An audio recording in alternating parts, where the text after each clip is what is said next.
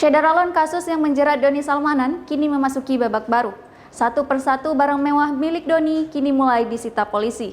Berikut informasi selengkapnya.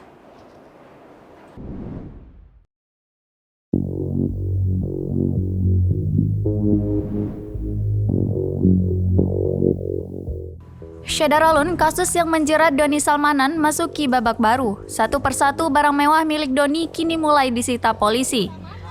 Terbaru, mobil Porsche dan beberapa moge milik Doni Salmanan telah disita polisi.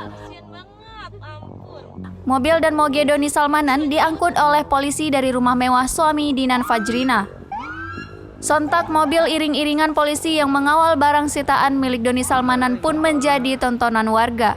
Video memperlihatkan beberapa mobil towing yang mengangkut kendaraan mewah Doni Salmanan yang disita oleh pihak kepolisian pada Senin 14 Maret 2022. Dalam video yang tersebar di sosial media, terlihat mobil-mobil mewah dengan harga miliaran rupiah hingga belasan motor milik Doni Salmanan resmi disita oleh pihak kepolisian. Selain itu juga terlihat sebuah mobil Porsche dengan warna biru muda milik Doni Salmanan yang ia beli dari influencer Arif Muhammad ikut disita, serta beberapa motor sport seperti Ninja, motor trail, hingga motor metik tak ketinggalan juga disita dari rumah Doni Salmanan yang berada di Kota Baru, Padalarang, Kabupaten Bandung Barat.